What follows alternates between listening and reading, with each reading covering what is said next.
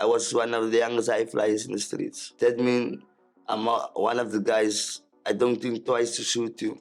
The biggest gangs you get in the Western Cape is like the firm, the mobsters, the Americans, it's the ATLs. They're all over in town. All over Menenberg, Woodstock, Soul River. They're all over. Yes, Mrs. Plain. They're in Kingston also. They're all over. Like, I don't know why I was so in the 28s. They're one of the most powerful gangs in the Western Cape. Outside, in prison, and outside. They're one of the biggest gangs in the Western Province. So where did you join? Portsmouth. For 9 years, I was studying the number in jail. We understand the number, it's spoken in Nguni. That they call it Salabom and Saladzis. Yes, they call it Salabom and Saladzis. You speak Kosa, then you must Salabom. They call it Salabom. Salabom. Yeah. When they call it Saladzis, it means when you speak Afrikaans, it's Saladzis. This is how the number working. Saladzis and Salabom. You see? We hear in the news, they say Ralph Stanfield is the boss of the 28.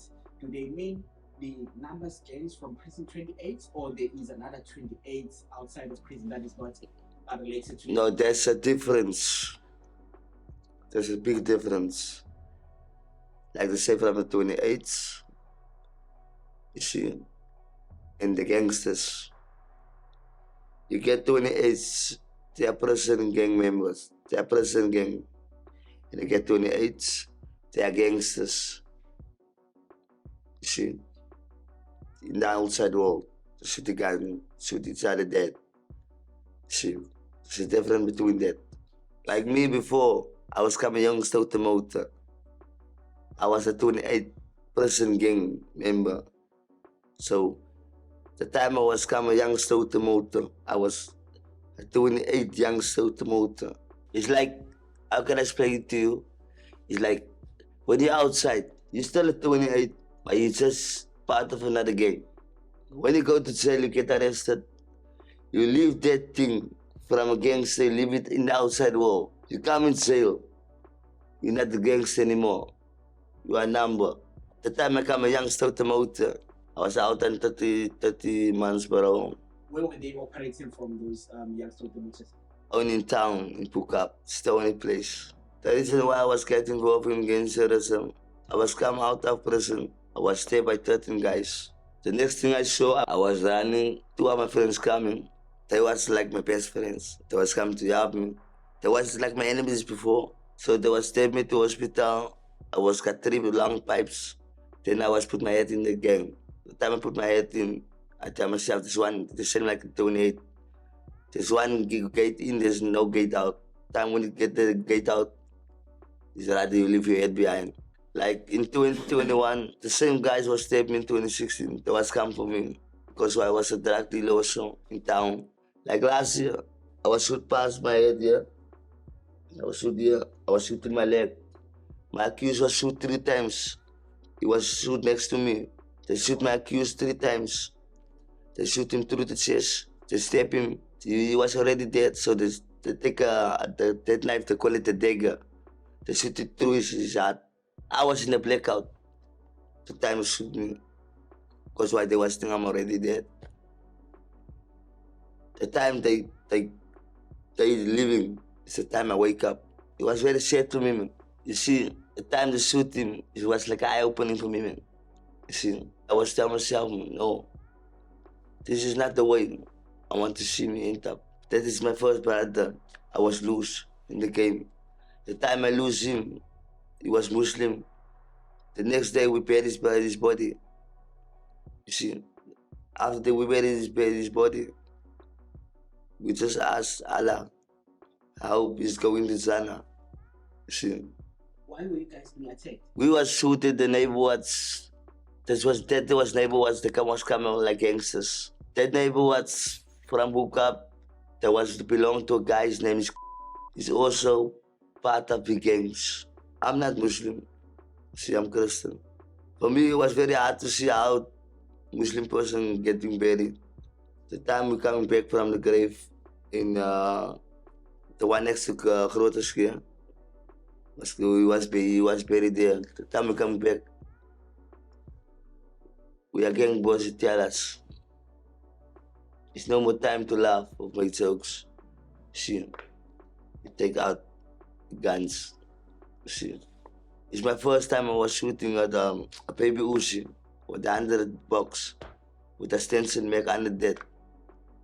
It's my first time in life. It was like a 200 box I was shooting that day.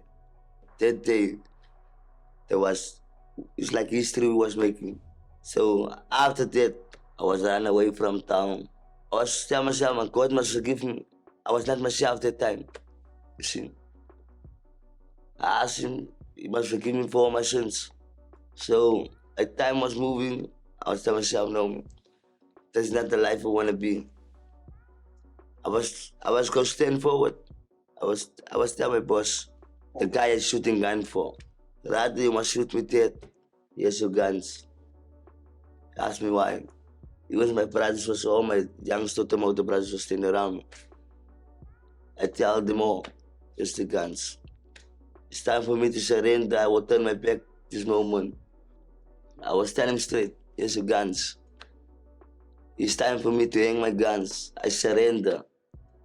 Rather you must shoot me dead. Or rather one of my brothers must shoot me dead. Or he tell me, it's the first time I hear a gang boss say like that. That choice is yours. If anything happen with you, I'm there. I tell him, no, it's fine. I know where to go, where I can be safe. This is not that I want to be, man. I was going too much pain, man. You see, I was coming along too many things in life, man. You see, from that I was get experience, so that I can show to the next person.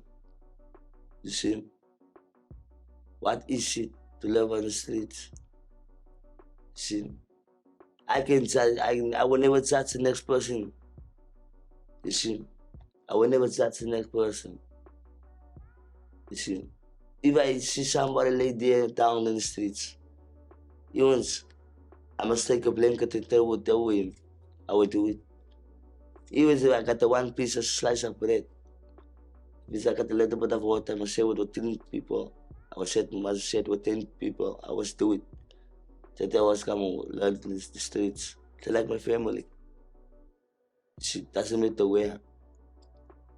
Even if I must sacrifice, I will do it to anyone in the streets. Because I will never forget where I come from.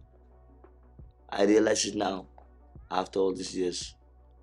You see, it's my first time in life. I've been 4 years outside. But these 4 years, I gotta say, it's like a dream is coming true for me, man. You see, it's like a dream is coming true for me. And I don't want to look back in life. And another thing I was learning, so like drama, personal drama, making a criminal. So this was in 2016. The time I was doing that in prison, for me was I was a shock.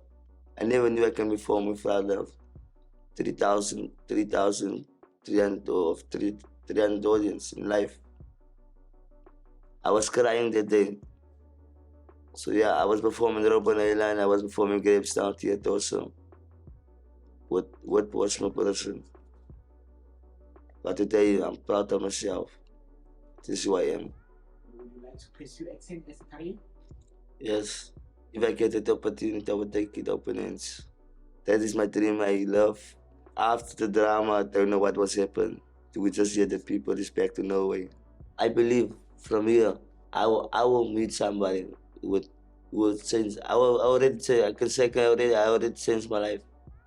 But from when I'm here, I can see where I'm going. See, I don't want to be in the streets anymore.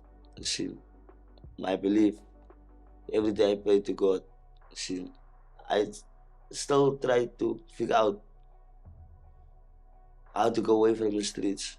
I will never forget where I come from. I will never forget. That's why I say I would never walk past a person who suffer in the streets for bread or for something. Even if I got my last cent in my pocket, I will give it to him. And I say thank you for God. I'm still surviving, I'm still strong. Some don't make it. See, What I can say, I can look back in life. Never. I don't want to even look back in life for what I was going through. You see, that's why I say I take step everything, take step by me. You see, I will come there where I want to be one day. It doesn't matter what take me after 5 years, 10 years. I will still survive. You see.